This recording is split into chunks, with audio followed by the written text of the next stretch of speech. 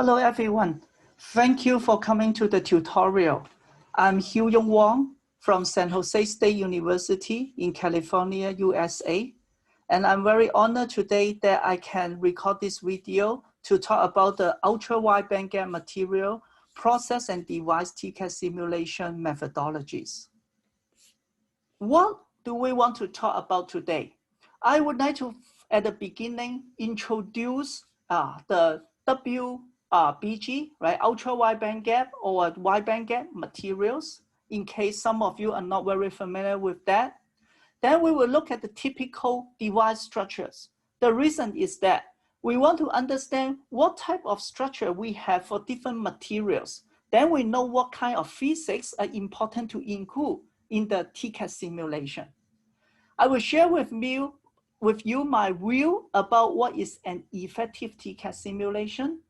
And then I will talk about the important physics that we need to include for this UWBG or WBG structures. I will talk about how to do calibration and how to fight the convergence, followed by the conclusion. This is a tutorial, but mostly it's my experience. So it is incomplete, but I hope that I can share with you on the experience I have been working on the wide bandgap simulation. So the purpose of this tutorial, as I just said, I want to share with you my simulation experience based on my previous research work. Okay, I want to highlight the important physics in WBG, in TCAD simulation, share with you the calibration experience, and discuss what are the convergence issues and solutions. Okay, this is not a complete guide, right? Hopefully, after this tutorial, you can ask the right question in TCAD simulation to yourself and also to the vendors. Vendors means the provider of the simulator. So let me first talk about what is WBG or UWBG materials, right? Ultra-wide bandgap material, there are many, right? As well, let's start with the WBG, wide bandgap with gallium nitride, silicon carbide. Their bandgap is large, 3.3 to 3.4 eV, larger than silicon, which is 1.12. But nowadays, we are looking for even larger bandgap for better performance, right? That include aluminum nitride itself, gallium oxide, and diamond, okay? And in this tutorial, I will emphasize on gallium nitride, silicon carbide, gallium oxide, and diamond. Okay, I will not discuss on the aluminum nitride itself. So what's so special about this WBG, right? First, of course, is that it has very good, very large bandgap, right? And another thing is that you see some of them has good thermal conductivity, like the diamond. Some has very bad thermal conductivity. We need to model them well in our simulation. And some of them usually don't have the cheap native substrate. For example, gallium nitride usually will just grow on silicon. So there are lots of fretting dislocations, right? So in this case, we need to model the fretting dislocation, okay? Another thing is that because they're wide bandgap, sometimes they don't have p-type doping, or sometimes they have very lousy n-type doping, but anyway, their dopant ionization energy is large. So we need to incorporate the correct physics. Right? The bandgap also causes the convergence to be worse, which we will discuss later. And that's why wide bandgap semiconductor simulation is so different from the silicon. Besides that, wide bandgap semiconductor also different from silicon in the fact that it has different crystal structures. In silicon, they are face center cubic, which is cubic, right? If it's diamond, we all know that it's a cubic structure. But for gallium nitride, for the one that we are interested in, it is a hexagonal structure. For silicon carbide, for the one that is important, for example, 4H and 6H, they are also hexagonal. For gallium oxide, it is monoclinic. So you see that we have different type of crystal need to consider. And not just that, look at silicon carbide. We also have different so-called polytype. They stack the layers differently, right? 4H is A, B, C, B, right? It repeats every other 4 layers, right? Or actually every other 5 layers, right? And then also this C6, it has a repetition of every 6 layers, okay? So because of this, we need to consider the polytype, and also because, for example, in silicon carbide, right, in order to do epitaxial successfully, usually it has miscut. So we need to consider that. In hexagonal structure, it also have different property. When you look at 2 sides of the wafer, it can be gallium phase or nitrogen phase, silicon phase or carbon phase. It gives you very different physical property in terms of process and also the device. And of course, it is highly anisotropic. For cubic structure, it has better symmetry, but for monoclinic, the symmetry is destroyed substantially. Now we are talking about the gallium nitride simulation, gallium nitride material, and what it has another very special property that the silicon does not have, which is called polarization, which can be due to spontaneous polarization or piezoelectric polarization due to some symmetry breaking. Naively thinking, you can think that gallium nitride has a nitrogen and oxygen. Nitrogen is very electronegative, so it has negative charge close to here. And then you have positive charge close to the gallium. Because of that, it forms a so-called dipole moment. For example, for gallium phase, you have a dipole moment pointing from the top to the bottom. Now, if you stack aluminum gallium nitride on top of gallium nitride, because of their different atomic composition, you can see that aluminum gallium nitride has a larger spontaneous polarization than the gallium nitride. And just based on the physics that we know, if there's a change of spontaneous polarization, there's a change in polarization across the space, we are going to get polarization charge. So I will not go into details because this involves a lot of time, but in summary, it is that when we stack different layers on top of each other, they have different polarization. And because of the change of polarization, we have polarization charge. For example, in this case, it has a positive polarization charge. What will happen? You will form 2-dimensional electron gas because you have a layer of effective positive charge. Electron will be attracted to there, and then this will be the conduction channel for the gallium nitride. But however, it's not only limited to spontaneous polarization. If you try to stretch the crystal, you change its dipole moment. As a result, you have a so-called piezoelectric polarization. When, for example, here, when the gallium nitride is relaxed, but the aluminum gallium nitride is under tensile stress, you will get extra polarization, and that will increase your polarization charge at the interface, and thus you can attract more electrons. You have higher density of 2-dimensional electron gas. So this is something we need to model. When we model it, we need to consider the wafer orientation. Is it a gallium phase or a nitrogen phase? Does it have relaxation? Is it under strain? How about for diamond? Diamond looks like very simple. We can just model it like silicon, except that we have very deep trap.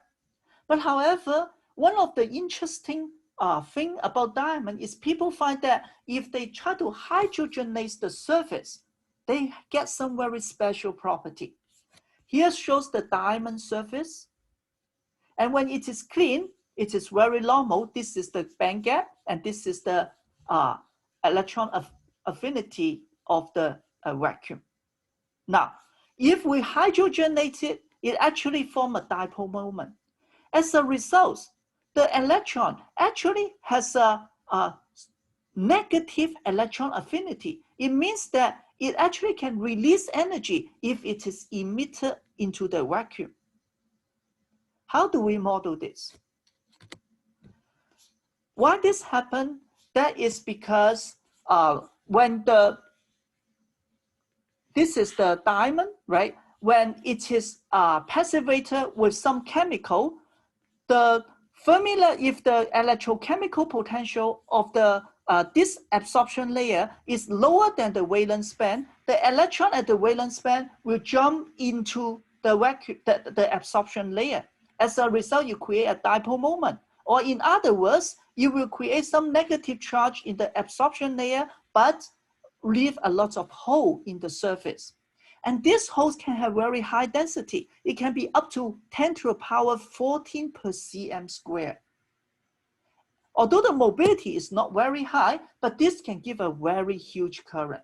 So hydrogen terminator diamond is one of the important research in diamond device. So here we need to consider how to model the 2D Hg, the whole gas instead of electron gas. How about for gallium nitride? We have another problem. Usually we don't have a good native substrate. So here you see this is a diol, gallium nitride diol, and PIN diol, and it is grown on top of the silicon substrate. And this is another gallium nitride HEMT. It is also grown on silicon nitride substrate. Because of the lattice mismatch, when they grow, there will be some problem. What is that? We have a lot of fretting dislocation. This fretting dislocation has some special property. Sometimes it increases the leakage, but sometimes it reduces the current collapse. So how do we model this? We should find a way to model that and help us to explain the experiment. So I cover the basic material properties of the 4 wide bandgap device materials: gallium nitride, silicon carbide, gallium oxide, and diamond. And now let's take a look. What type of device they usually have?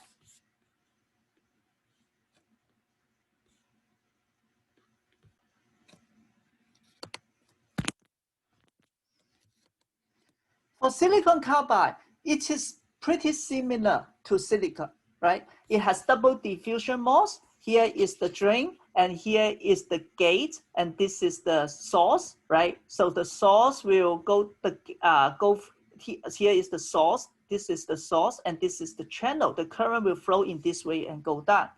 It also has Schottky barrier diode, IGBT, trench MOSFET, right? So looks like it is very similar to silicon device, nothing special. However, it have a lot of anisotropy because it has a gonal. So it has different oxidation rates at different orientation. It has different mobility, breakdown, permittivity, and thermal conductivity. To accurately capture the physics, we need to include that. Of course, it has different polytype, which is okay. Usually we will decide at the beginning of the simulation whether it's 6H or 4H, right? It also have deep traps or deep dopant, right? So we need to consider incomplete ionization, which I will explain more later, right? It also has different substitution site, hexagonal site or cubic sites, even for the same type of dopant. And also for the silicon carbide, at the Schottky contact, like this one, it is usually more defective compared to silicon. So that may have trap-assisted tunneling. How do we model that? For aluminum gallium nitride and gallium nitride HEMT, right? This is a typical structure. You have the source, you have the drain, you have the gate. It's a lateral structure, right? And usually, well, for the gate here, outside the gate, we have so-called silicon nitride passivation layer. This is important to avoid current collapse and also to ensure to the formation of the 2DEG, the electron gas, right? How do we model this, right? The channel is here because of the polarization charge. You attract a lot of electron, right? But how about, do we have polarization charge between the passivation nitride and the barrier? Is it going to affect the property? So that's what we need to ask. First, how about the source drain contact? How should we model it? Is it ohmic contact or Schottky contact? How come, how can it behave as an ohmic contact? Okay, as I said, how do we model the passivation layer? And how about the stress and strain? How do we include, right? And how, do we need quantization for the 2-dimensional electron gas? Okay, how about for the bulk? We know there are lots of traps, a lot of vacancy and interstitials. How do we model that so that we can capture the experimental results without too much computation method?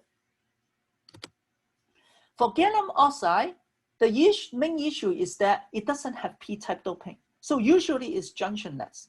It can be vertical. For example, here is the source, and this is the gate. This is a fin, just like a FinFET, and this is the drain. Current goes from top to bottom. So we need to be able to model this type of junctionless device, right? This is actually not that difficult, except that how the interface at the channel between the gate oxide and the channel has very bad quality. How do we capture that? For lateral device, it is similar. It's a junctionless. This is source, this is drain, and this is the body, and they are all N-type, right? So in order to avoid plunge through, we need to put semi-insulating substrate. How do we model this layer, right? So, and also it is a wide band gap.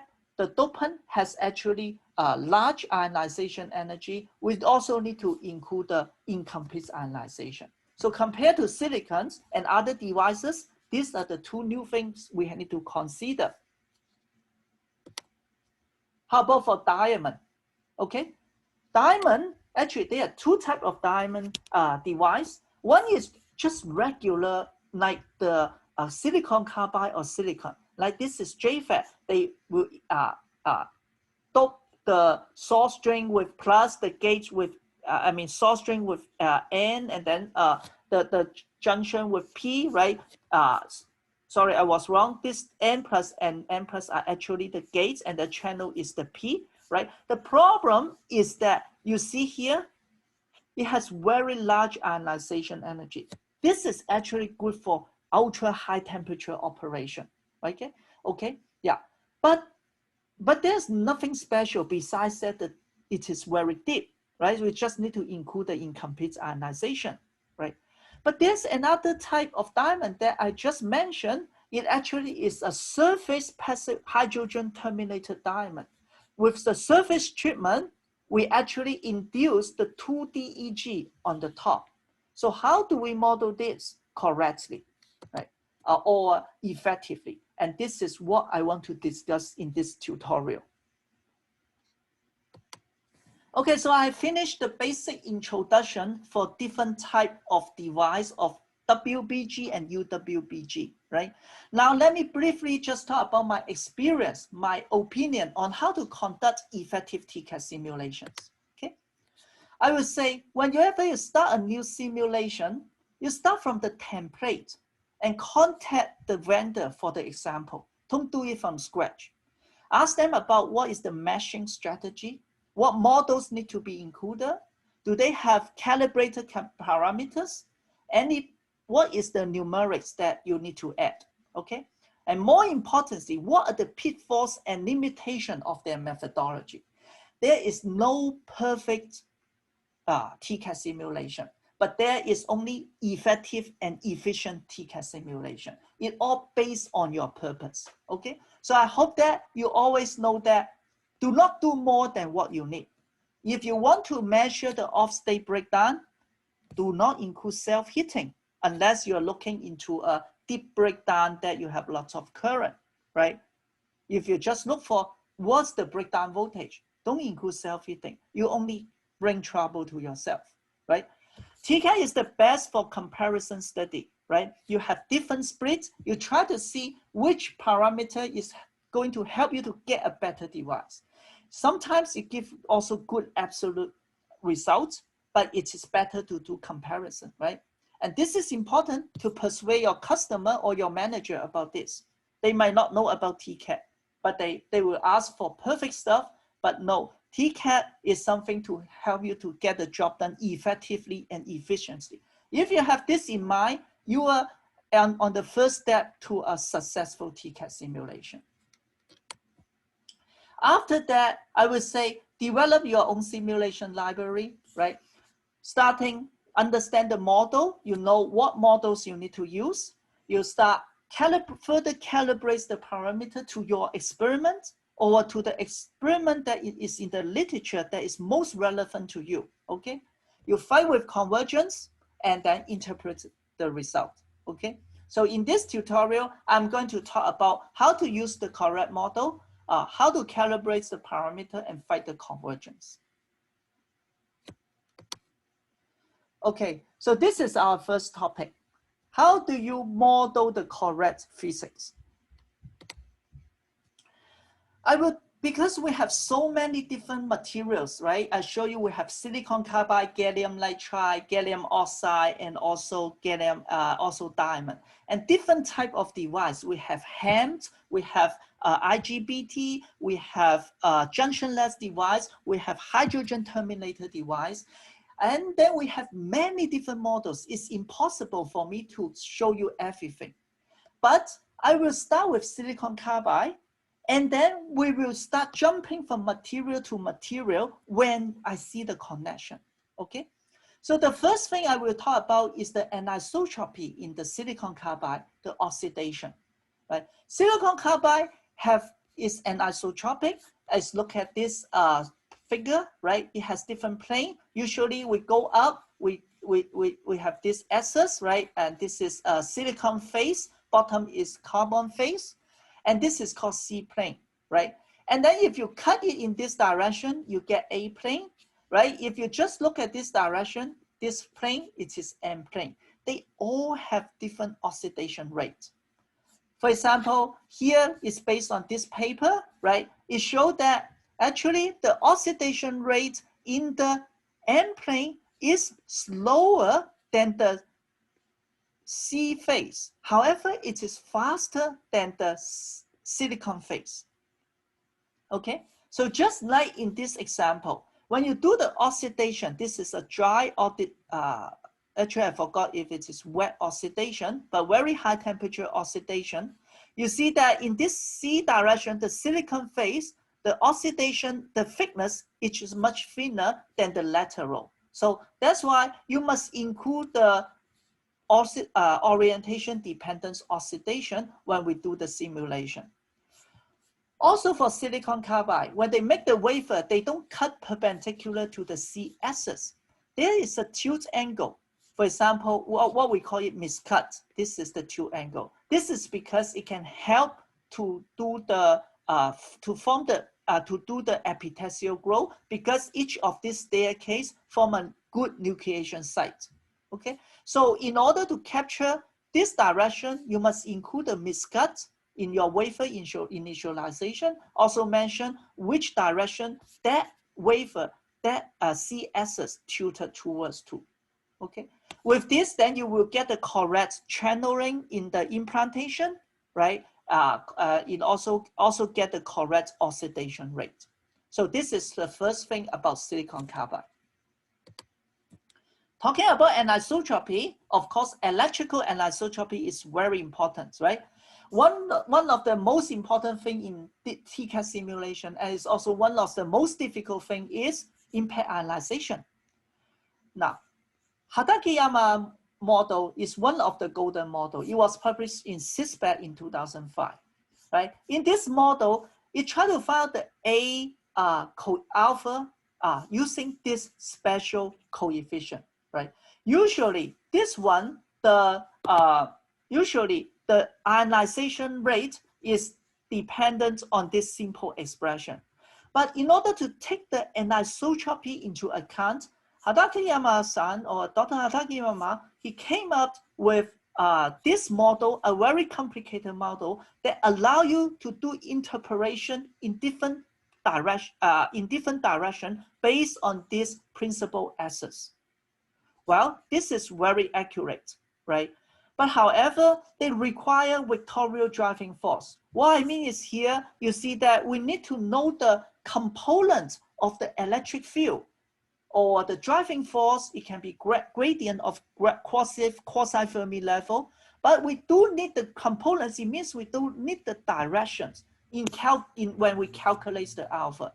That means we need to, you have the proper tensor treatment, and that actually can make simulation more complicated, right? Sometimes it works well, but if you just want a robust simulation for comparative study, what you can do is use other traditional model, for example, Okudo model, and then calibrate to this Hadaki-Yama's model, right? You may miss some physics in certain direction, but with this calibration, convergence will be better. So here the main point to take away is sometimes if convergence is not good, we probably want to step back, use a simpler model. And eventually when you have a golden device that you think is the best, then you spend all your time to make it converge with more complicated model. And anisotropy not limited to the breakdown. It includes the mobility, permittivity, and thermal conductivity, right? So this is the same for gallium nitride and gallium oxide, right? And of course, same for the breakdown model also, right? For example, in 4H silicon, right? You see that the mobility in the Z-axis is higher than the one that is perpendicular to the C-axis. But for permittivity, it is smaller than that, okay? How about for thermal conductivity? Here you show that for thermal conductivity, right? The KR, the plane that is perpendicular to the axis means the horizontal plane. Actually, it is larger than the parallel plane, okay? So you can get this from the literature to calibrate your device. But however, sometimes you can get contradictory results. And actually, for example, for the thermal conductivity, I do see opposite results in other papers, right? So you need to pick the right one and the one that you trust and you understand. Okay, since we're talking about silicon carbide, I continue to talk about the Schottky contact modeling in silicon carbide. Silicon carbide Schottky barrier diode or junction barrier diode, right? They are all very important in nowadays application. How do we model that? Right. On the left, I show the Venn diagram of a Schottky diode. It is reverse biased to about 100 volts. And this is the coordinate. This is the edge, right? Red is the conduction band in the silicon carbide. Green is the valence band in the silicon carbide. And these two are the Fermi level. Now, of course, at high bias, we expect tunneling, direct tunneling. So you do get here the red curve showing that the current goes up. But my experience showed that in order to match the experimental data, this sometimes usually is too slow, too small. Even if you turn on the barrier lowering, image force barrier lowering, okay? And why? This is because Schottky barrier diode or contact usually of silicon carbide usually is pretty defective. There are quite some trap here, can be acceptor or donor. So what we can do is to add some trap distribution here so that the electron can tunnel through this barrier by trap assisted tunneling, meaning that it goes from the metal into the trap, and then from the trap into the conduction band of the silicon carbide, okay? And this green one showed that if we include the trap assisted tunneling, the leakage current is much higher, okay? So this is one important thing to do. And of course, you want to set the realistic tunneling mass and trap profile. It is not easy actually, because you also need to set the correct phonon energy, the Hwan rate factor, etc. But this can help you match the device better. And it is the same if you think that you want to model the gallium nitride Schottky contact as a Schottky contact, right? Usually, if you don't care about the gate leakage in reverse bias, you don't do this trap assisted tunneling. But when you need it, you will do that, right? I also had experience in order to capture the gate collapse, the current collapse due to the gate pulse, we need to add the trap in the gate, in the aluminum gallium nitride region under the gate. So trap assisted tunneling is something that can help you to fit the experimental data. So since we're talking about the contact, right, now I want to jump to gallium nitride because its source string contact is also very important. The question that we have, what is the nature of the gallium nitride source string contact? We know that they basically are ohmic. Experiments show us that. But why they are ohmic, right? So based on others literature publication, it is believed that since we put the titanium on top of gallium nitride or aluminum gallium nitride, the titanium is going to react with the nitrogen in those gallium nitride and form titanium nitride, very conductive, but leave behind a lot of nitrogen vacancy. And this nitrogen vacancy is what becomes the trap. So just like what we discussed earlier, actually the trap assisted tunneling can make it very conductive, and thus it becomes essentially ohmic. Now, we can model this. If you have all the relevant information, you definitely can model this. But however, in most of the MOSFET most of the HEMT simulation, we assume that we already got pretty good ohmic contact at the source string. Then there's no reason for us to do the full physics, right? So the suggestion is that we still model it as a Schottky contact, but we heavily dope it. Here is the Schottky contact, and dope it very high, okay? And then we turn on non-local tunneling, meaning that we allow electron to tunnel from the gallium nitride to the drain or from the source to the gallium nitride with very small tunneling mass. So basically, it is ohmic now, okay? Why don't we just put ohmic contact? It's because we have heterostructure here.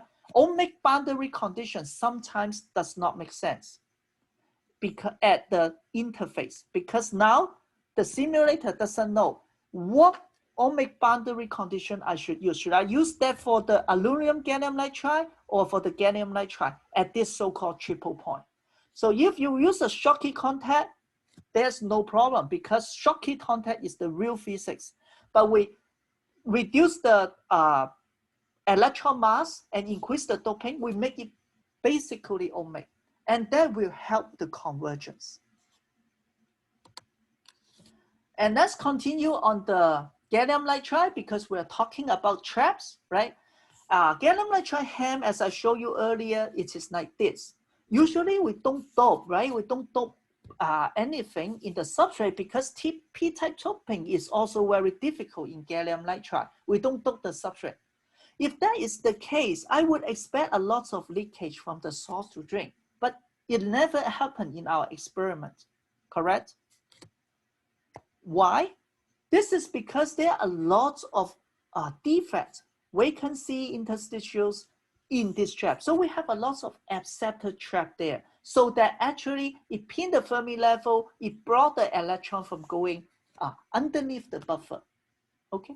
So if we do a simulation with an off state, increase the drain bias, if I don't do nothing to the gallium nitride buffer, I get a very huge current even at 1 volt or 10 volts, the red one, okay?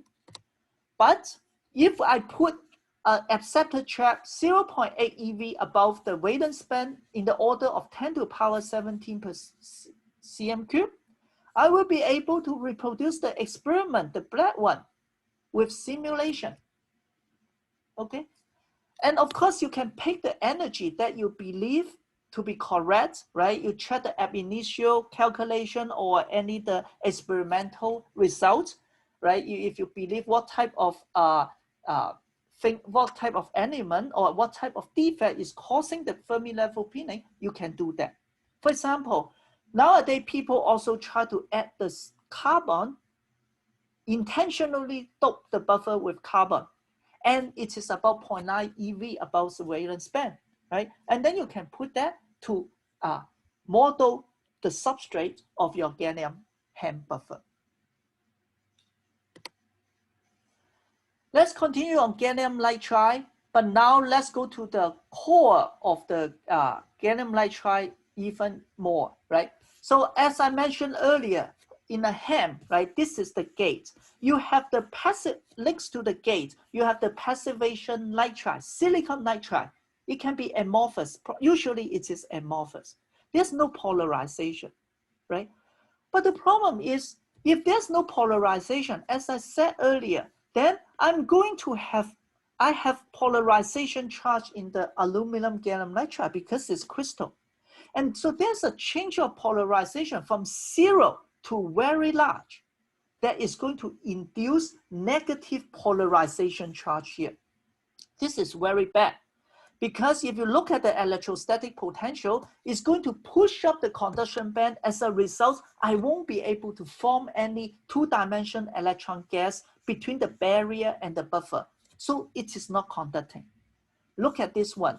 For example, yeah, if I try to just, this is the conduction band energy cutting vertically, right? If I don't do anything, the whole conduction band is pushed up. As a result, the Fermi level is much lower than the conduction band, this blue thick line. So do I have electron? Look at this blue dashed line. I don't have any electron at the interface. Is this realistic? Actually, I don't know if we have very clear understanding on the physics there, but we know that for all the HEMT we make, it has 2 DEG. So that means this polarization must be compensated by something, right? Well, it can be the surface modification or defect or interface trap, but no matter what, it is compensated. So there are 2 ways to help to solve this problem. One, let me just pick fixed charge here. For example, I could put a positive fixed charge so it compensates this negative polarization charge. Here, if I put positive fixed charge, the dotted line you see here, then the conduction band will go down, the black dot, right? And then dots, and then the square shows the E density, the electron density. I can form the electron or the two-dimensional electron gas at the interface. There's another way. Another way is just to add donor traps. This donor trap is going to pin the Fermi level. For example, I adjust it. You see that I adjust it. They actually have different value. The trap is 5E13. The fixed charge trap is 5E13. Fixed charge is 2.6813, right?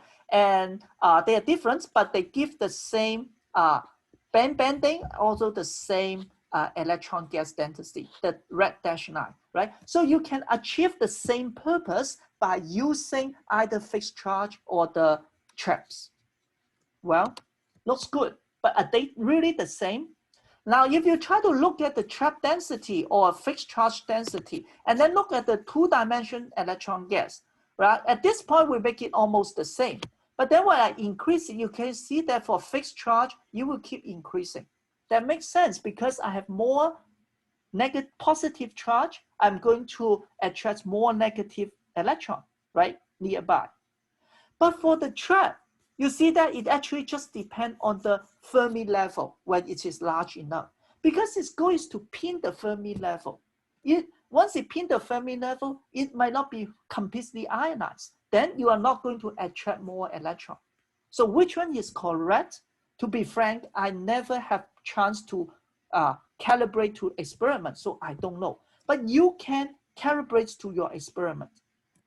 On the other hand, if you try to look at the current collapse, This shows the time and this is the current normalized. If I don't have, if I increase the gate voltage from negative to here, you see that for the fixed charge, it doesn't have current collapse. It goes to the full value immediately. But with traps, it has current collapse. It takes time to release the charge. This is a clue to figure out whether how we should model it correctly, right? But of course, in experiment, it's difficult to say. The collapse can come from the interface charge, can come from the bulk trap, or even can come from the gate, right? So it's difficult to distinguish, but the TCAD will show you this. Okay, and that is what I want to say. The trap pins the Fermi level and can capture the current collapse. We are talking about the defects, right? So let me continue to talk about the defect, the extended defect. How do we model the fretting dislocation in gallium nitride? It is actually not easy, right? So sometimes we can have some workaround. For example, in this case, we are modeling the PIN diode leakage due to fretting dislocation. So what we did is we actually create a region.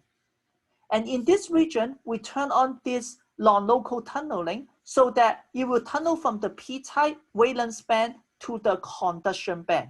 We actually hijack the conduction band as the dislocation mini band. And then we use the PMI, which is called physical model interface, to model the Gaussian disorder drift mobility, which is given here, right? V0 is just because this is a hopping, it hops from one side to another side. So you follow certain effective mobility. So F is the electric field, nu is the frequency that you try to jump, hitting the wall, right? And then B is the distance between the trap, etc. And this gives the mobility, okay? So in this case, we just assume there's no transport in the conduction band. So we create a small region that we don't care about conduction band transport, and then we let it to compute the transport as the drifting or the hopping in the fretting dislocation. We then compare this to experiment, right? We have different model tried, but experiment is this one. You see the 9 of the experiment at different temperature on a vertical gallium nitride PIN diode. By using variable range hopping, we can measure we can match the shape and also the slope pretty well with the temperature dependency, right? And we also try to match the gallium nitride on gallium nitride PIN diode, which has less fretting dislocation. So we have screw dislocation, fretting dislocation, the screw type, right? And we also can match it well. So this is a way for us to study the physics of the experiment. It's not a very rigorous TCAD simulation. I would say that we hijack TCAD as a calculator, okay?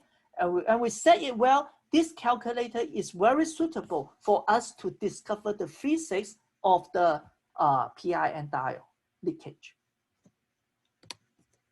Well, there's another thing is about fretting dislocation is that people find that if there's fretting dislocation, current collapse is less. Here shows the band diagram cutting from top to bottom of a HEMT, and this is the electrostatic the conduction band, how it changed as function of time after the pulse, after the substrate negative pulse.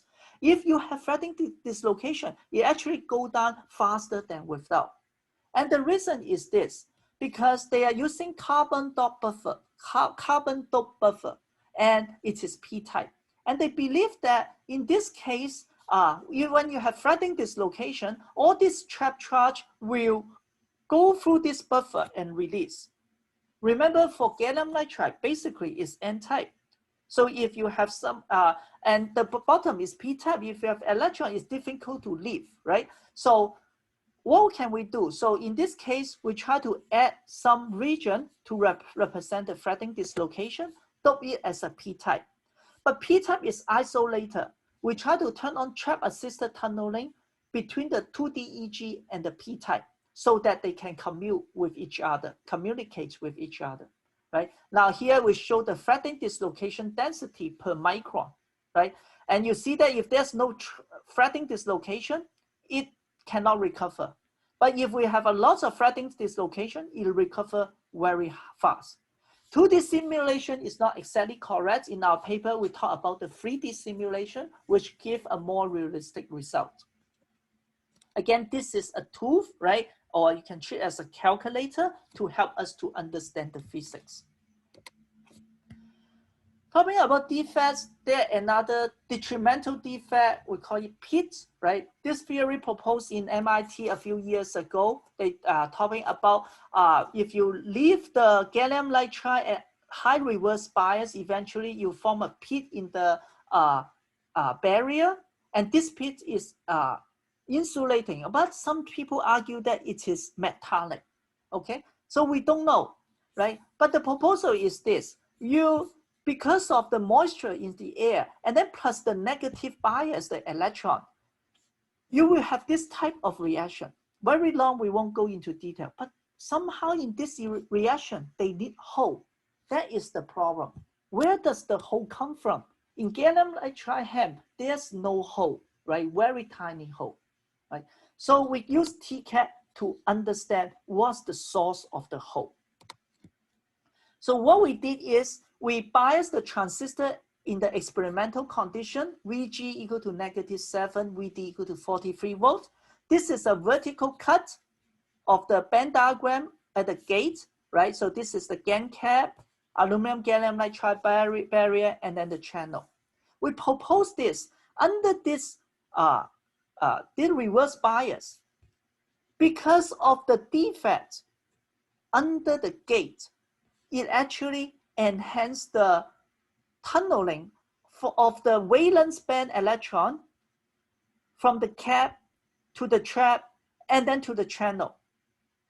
As a result, you leave the hole here. You leave a lot of hole under here. And now we do a horizontal cut. You see that we have a huge electric field at the drain edge, and then we have a lot of hole generated. This is the same as experiment that we always see the pit, or most of the time we see the pit at the drain edge of the gate, okay? And based on this generation rate, we calculate that it is about 10 to the power 14 hole per cm width in 3,000 seconds. And you just do some chemical calculation. We find that this amount of hole is enough to generate the pit size they observed in experiment. So again, here TCAD help us to understand some of the physics. Now then we go back to what's the nature of the pit? Is it an insulator or a metallic? Well, we cannot do all the self-consistent simulation, but let's say we can assume that we already formed the pit. Then let's just draw a pit here, right? The pit has different radius and also different width ratio to the width of the device. Then we do run the IDVG simulation, IDVD simulation. We see different things. The important, interesting is that, right, if we try to use the metallic pit, it actually recover earlier, but then to less extent in terms of the drain current, because the metal has a better control on the channel, right? And but for the insulating one, it starts with larger resistance, but when the drain voltage is high enough, it recovers to the full current. Compared to experiment, it's more plausible that the pit is insulated instead of metallic. Okay, so here we show that we still can gain insights even you don't do the whole generation and pit effect simulation at the same time. Let's continue on HEMT. Now I want to talk about the quantization of the 2D EG, right? There are different quantization models, right? If you start with classical, well, of course, you can say it's not accurate, it's fast, good convergence. If you ask Schrodinger equation, wow, very accurate, but probably it cannot converge, right?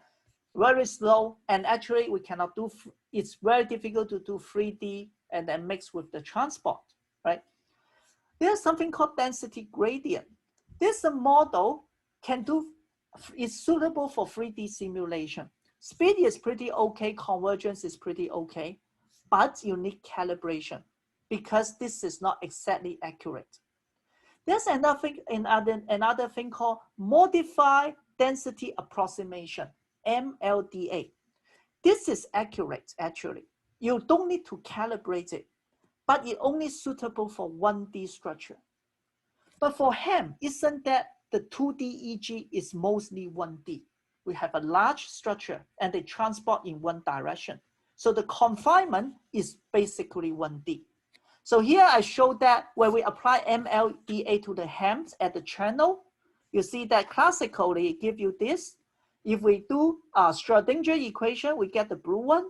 By using MLDA, we get a pretty good fit on the centroid and also the magnitude. However, I need to emphasize, most of the time, you don't need the quantization in HEM. Why? In my opinion, is that there are too many non-ideality in HEM. We even don't know what is the exact contact resistance, or we even don't know what is the exact trap distribution, right? So the error actually is pretty large already when we do calibration, right? We actually can adjust the electron concentration or mobility to fit most of the device result well. But sometimes it might have some effect. For example, here we simulate a RF HEM, and this is N polar instead of gallium. It is nitrogen polar. So it means I put the gallium nitride here and aluminum gallium nitride here. I will get the electron gas here instead of opposite. Okay. Now, because this is so thin, only 5 nanometer, and any quantization actually has some big effect. So here simulates the FT, the unity gain frequency against the gate bias. You see that by applying MLDA, we do see some shift. This is because the threshold voltage actually is increased due to quantization. Okay. So let me continue to talk about the HEM because it really has a lot of special physics, right? So we have been talking about polarization. So, but polarization, besides the spontaneous polarization, we also have piezoelectric polarization that I mentioned earlier. In our fabrication process, all the layers are under huge stress except the buffer, right? The barrier is under huge stress because of the lattice mismatch. And then we have etching. Then you're going to have a lot of stress distribution. So what we can do is to turn on the hexagonal crystal system in the process simulation, put in the correct mechanical parameter, Young's modulus, and also the stiffness constant, whatever. And then we do the thermal and mechanical simulation. After that, we get the string distribution. Then in the device simulation, it is going to calculate the polarization charge for you, or the polarization first and then polarization charge based on the string and stress. And that is the best.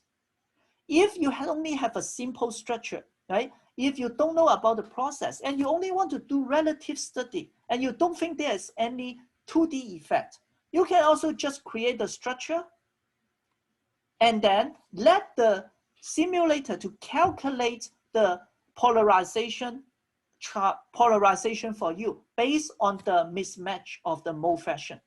So again, I want to emphasize in TCAD simulation, you want to do something that to achieve the purpose, not to do something extra, which is not necessary. That can increase the turnaround time, improve the convergence. Okay, so here we show a study we did earlier, right? HEM is usually normally on. So what we did is, what if we deposit passivation nitride with intrinsic compressive stress, and then we etch it, then they will relax.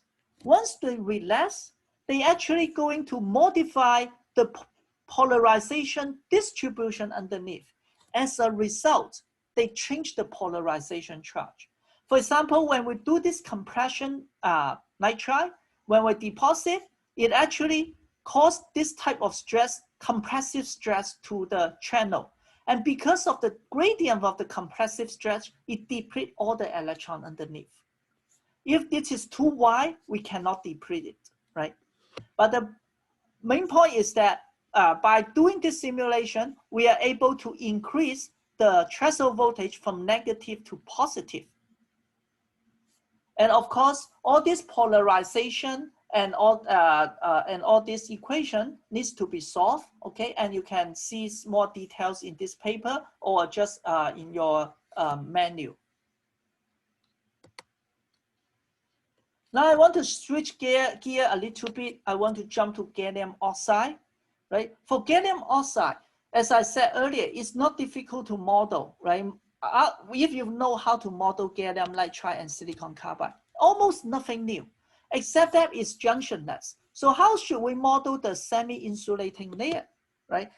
Well, now you may think that, hey, maybe we can do the same thing like in the gallium nitride, just add some trap. And you are right, right? Because in reality, they do implant, they do add the ion trap, which is a deep acceptor, to make it semi-insulating. But the exact modeling is not easy, actually. Here we show that if we have different epi thickness, okay, and then we do this 10 to the power 20 acceptor trap in the insulating layer, and this is IDVG curve.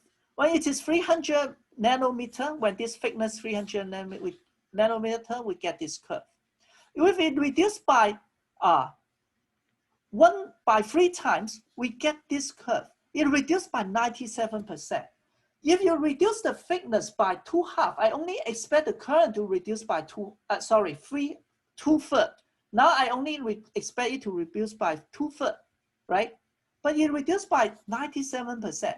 Or even worse, when it is 50 nanometer, it's almost not turned on. Why is that? That is because when you add this semi-insulating layer, you actually increase the depletion layer. You create a depletion layer because it tries to pin the Fermi level, right? So in order to have a correct calibration, right, we really need to know what is the ion level and also the trap level and also the concentration. And the best is to have different thickness for you to calibrate. Then you can model it properly. And actually, this is going to affect your simulation on breakdown and different things. Okay. Unfortunately, we don't have the data to model.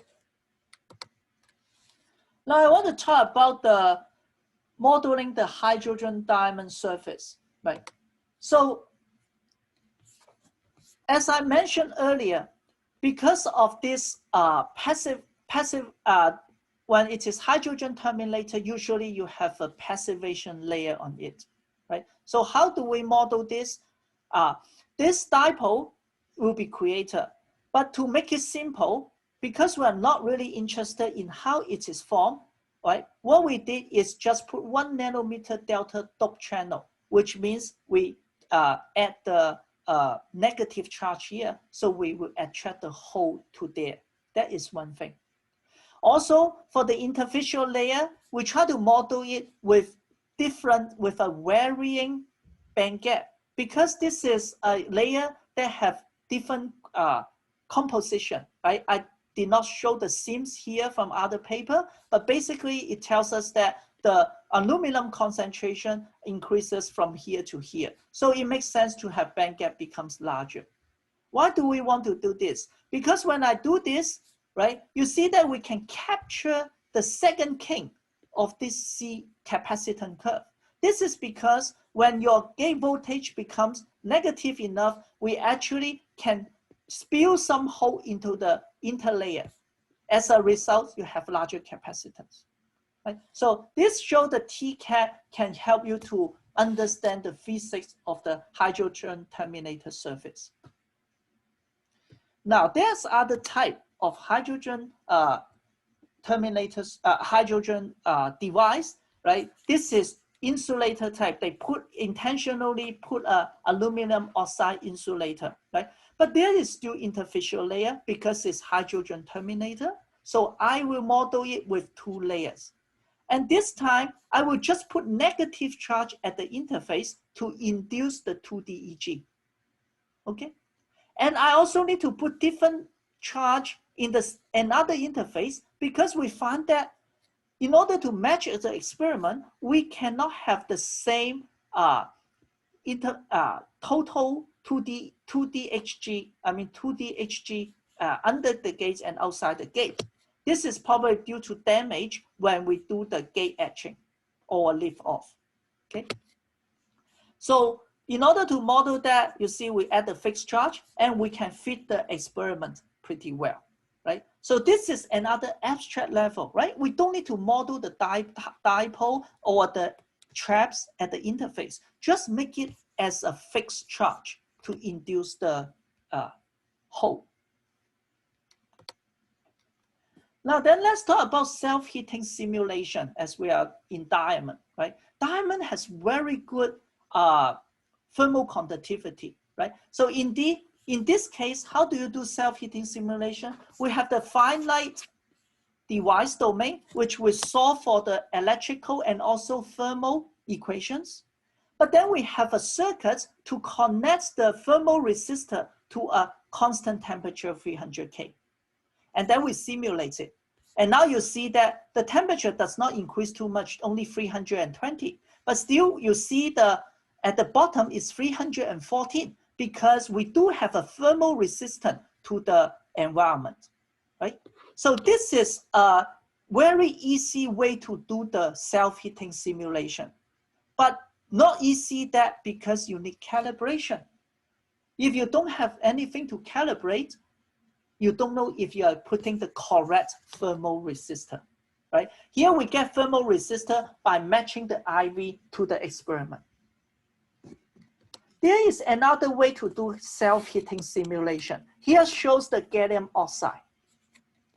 This is the structure fabricator. We have gallium oxide here, Schottky diode, right? And because this is cylindrical and it is large, we just do a full domain simulation. We just cut it, right? It's cylindrical. This is 2 millimeter. And then we rotate it. So essentially it is a 3D simulation. Because of this, I don't need to attach any thermal resistor like what I did here, because I'm simulating the full domain. So I don't need calibration. And you see that I can match the experimental results very well. But it is only possible because this is a cylindrical device. If I'm trying to do 3D simulation, it will be pretty difficult. What can I do if it is 3D? There's another approach from this paper. What we can do is this. Look at this very big chip. You have a big device, right? So you can cut the device into many slices of 2D device. It's only 2D simulation in which you do the drift diffusion and also the thermal simulation for each of them. But then they are connected to a full substrate, which you do full 3D thermal simulation. It's 3D thermal simulation, but you don't need to do the electrical simulation because this is the substrate.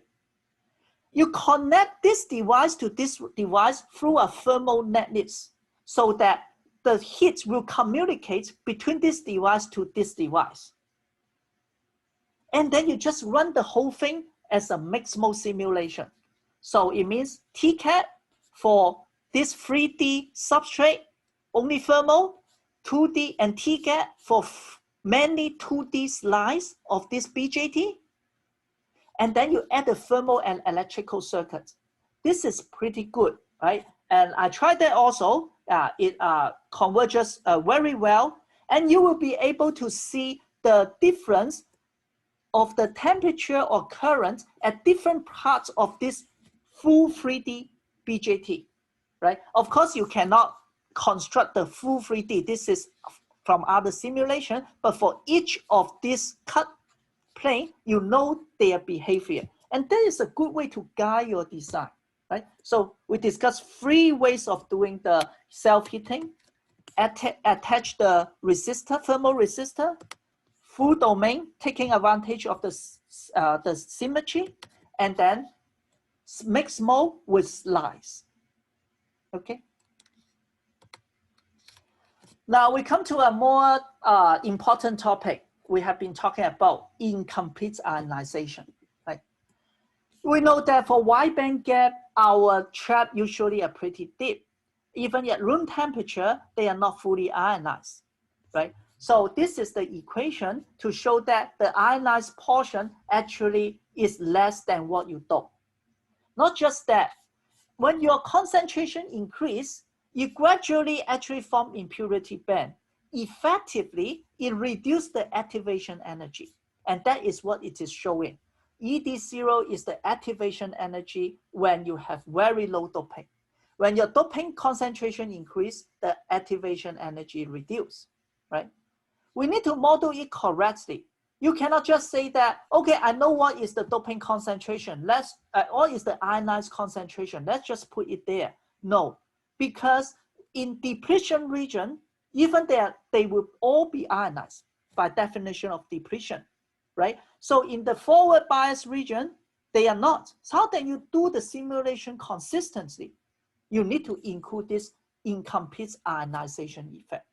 This is a simple form. There are many other more sophisticated equations, right? For example, this one for silicon carbide, you can also implement. So I finished what I want to talk about the important physics, right? Now I want to talk about the calibration, right? I will also talk about how to do a calibration for incomplete ionization. For calibration, the general strategy is this. You start with material calibration. Look in the literature, right? They tell you what is the band gap, density of state, thermal conductivity, all the bulk quantities. And then you try to calibrate those related to electric field, mobility, right? But try to look at low electric field because we don't want self-heating and high field saturation come into play. And then you look at high field calibration. What is the high field saturation, right? Or even the breakdown voltage, right? Impact ionization, right? And then eventually non-ideality. Do you have traps, right? Usually it is traps or other things. When we do this calibration, usually you are confident at this stage, but then later when you do high field, you find that you need to go back to readjust it so that your high field and the low field will work well together, right? So this is an iterative process. Material calibration, I showed this example diamond, right? When I did this diamond calibration, we did it from scratch. And this is not a very professional calibration actually, but it shows you what you need to do.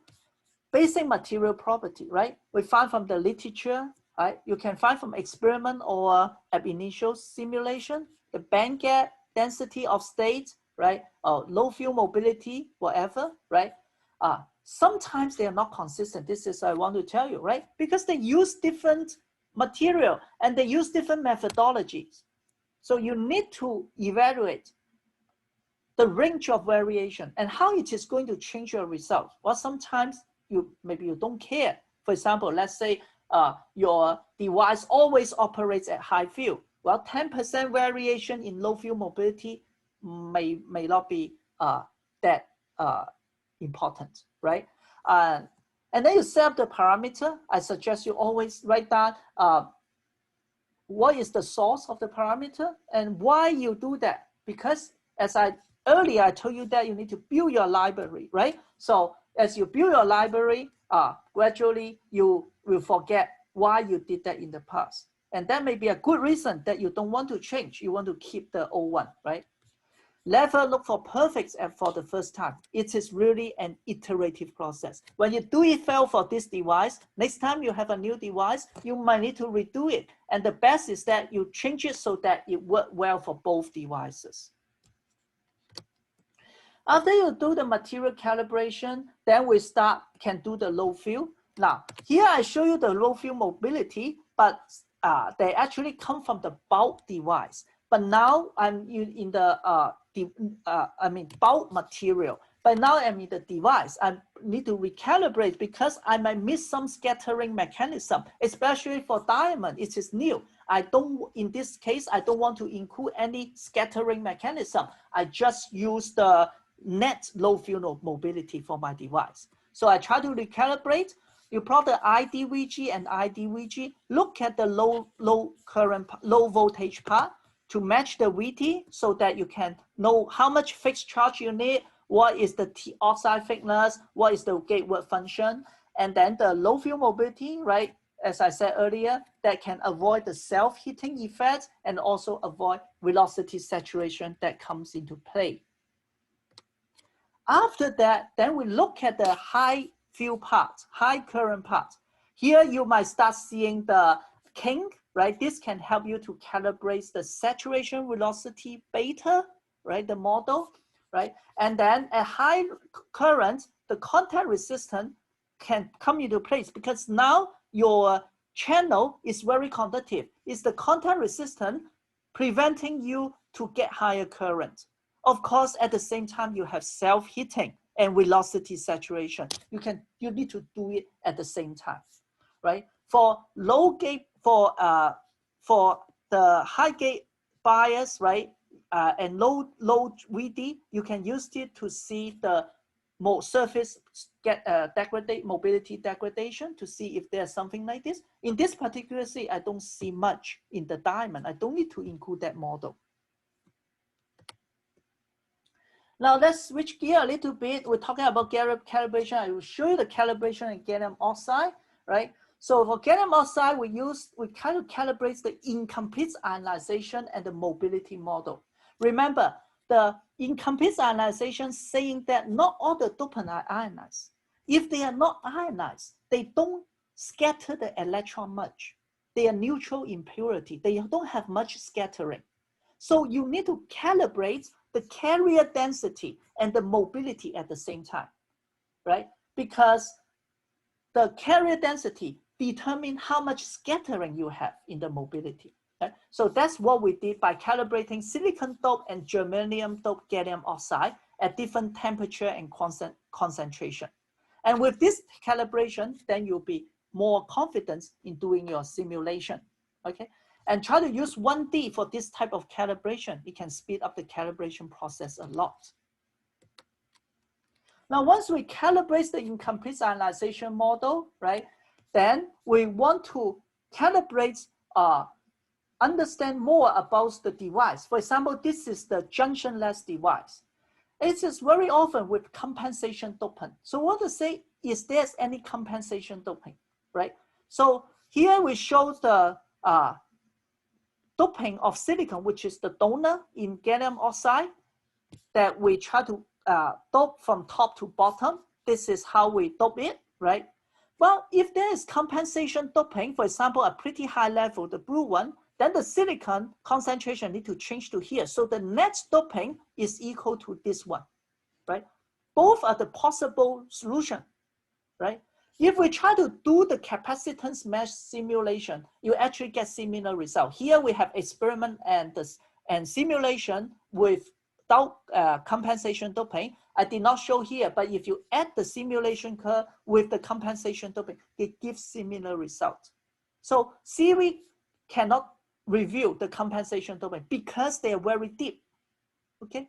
But on the other hand, because they are ionized, they affect the mobility a lot, even though they are deep, but they are ionized if you have compensation doping. And you see that with the high compensation doping, I have the currents being smaller than the one with low compensation doping. Right? So this is some of the tools you can use to calibrate against experiment to better understand your device. Another doubt about this experiment is that the green one is the experiment data. This is the IDVG, right? From the paper we quote in this paper. I forgot to put the original paper name, right? If you try to fit it, we find that this is the way we fit the blue one. The slope is much worse in this experiment. So what can be the reason? Right? In silicon, sometimes you say, oh, this is because you have interfacial trap, so that's why you have worse subthreshold slope. But this is not the case for junctionless gallium oxide. This is because junctionless gallium oxide conduct at the middle. When you start conducting at the interface, this is the interface. The Fermi level is still far away from the conduction band. So there's no way for you to interact with the trap. So you will not be able to get a worse subthreshold slope, right? So we try many things. And eventually our conclusion is that the width of the junction is not exactly 0.33 micron. It is 0.36 in order to match it. And this is because they do have a lot of variation in the fabrication. Even in the same device, from top to bottom, they are varying. So here we conclude this, maybe we are wrong, but the point is that you need to explore all the possible conditions to explain this through TCAD, okay? So that's what I want to talk about calibration. And finally, I need to talk about convergence. What is convergence problem? We all know what is convergence problem, but usually we think about this. Oh, solution cannot be found, simulation fails. I don't get the result I want. You just stop here. I want to see the breakdown voltage. But this is not the only convergence problem that hurt us. Sometimes simulator does not fail, but it just struggle with tiny step, especially for 3D simulation. It struggle at tiny step means it takes days and days and days and never finish, right? You even don't, should I stop it, start a new one or what, right? So this is also a convergence problem. Another convergence problem that actually is worse, it doesn't come up often, but it is worse than any other case, is that it gives you the wrong solution, like this one. It converges all the way to the end, but it gives the wrong solution. That will happen, right? So let's look at why. We talk about WBG, that's why I talk about why WBG is worse in convergence, because it has large band gap. So it has very small intrinsic carrier concentration. So in the device, you have a huge gradient of carrier from the highly doped region to the depletion region, right? So your mesh need to capture this gradient. Also, the precision need to be higher. For example, what is 1 over 1.00001 times 10 to the power negative 17 minus 1, right?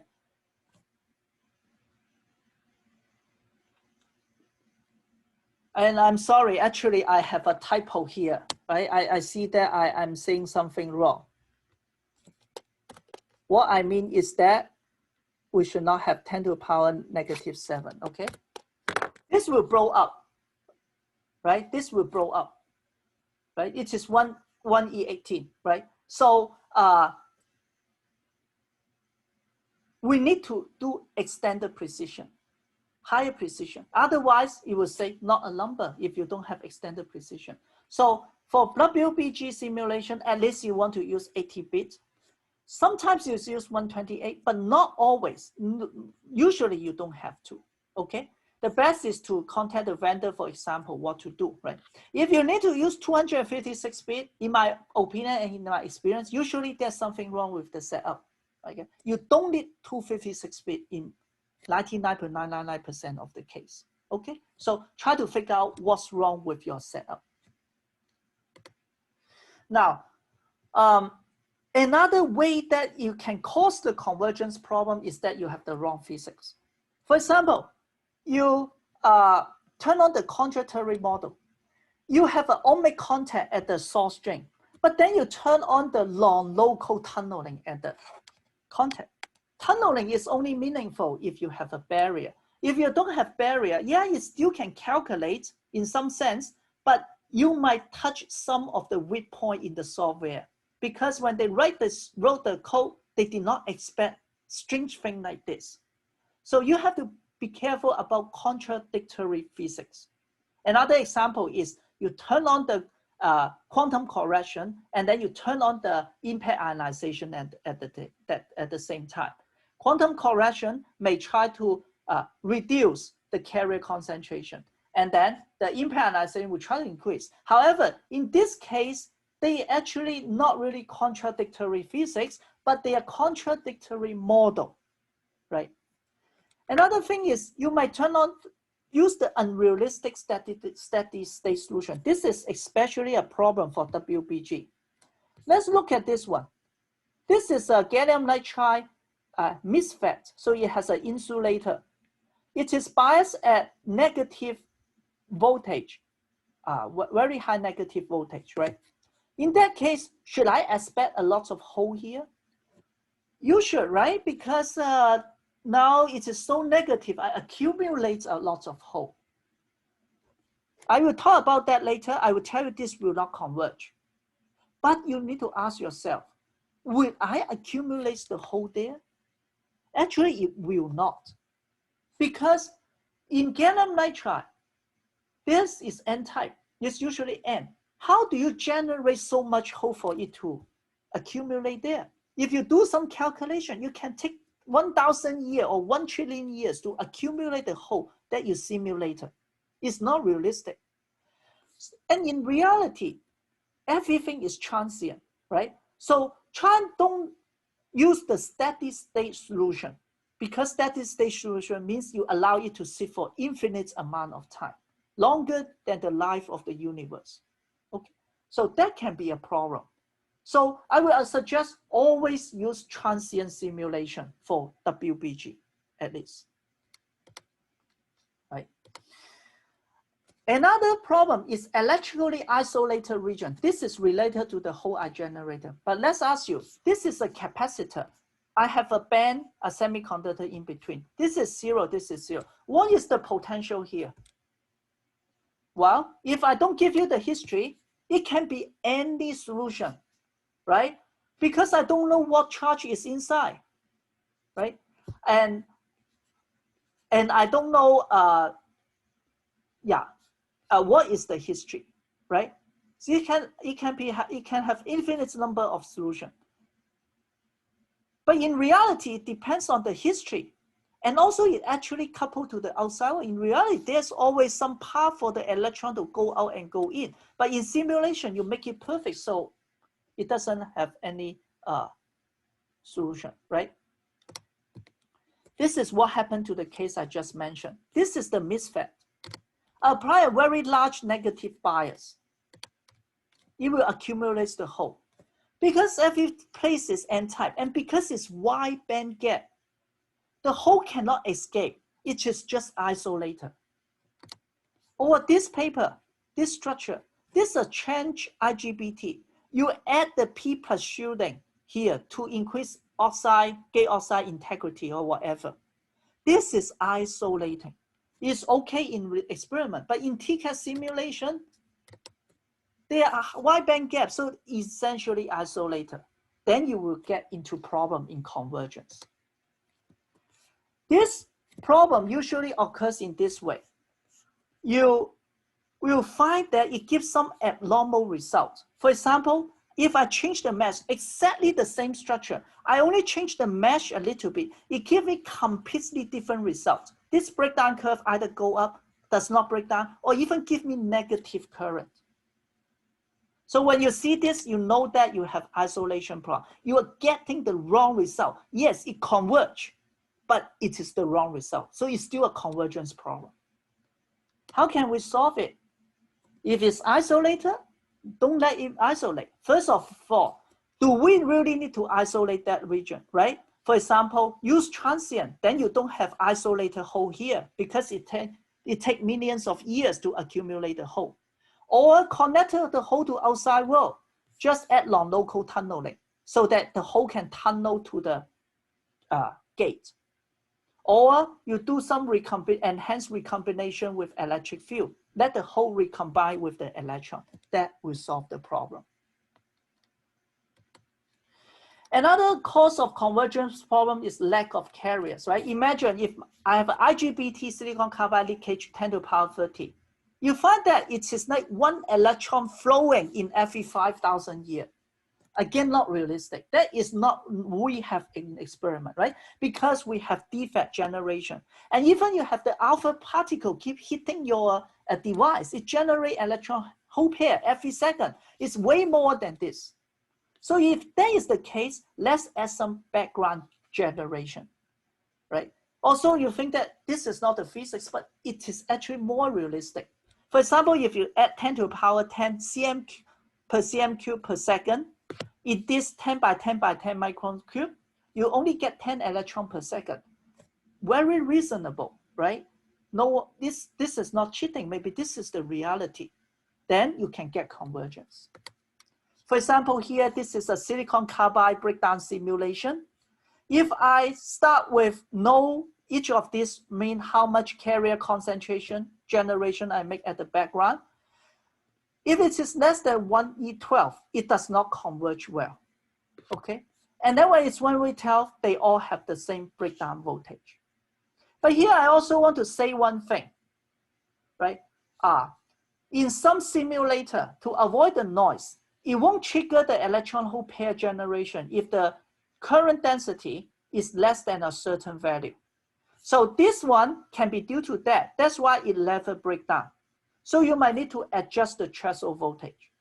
But the point here is that you see that with different carrier concentration, you get the same breakdown voltage. So not always the case. So you want to check. So the important thing is you try to have different splits with different background carrier generation and then see how it converges. Then you will trust the result.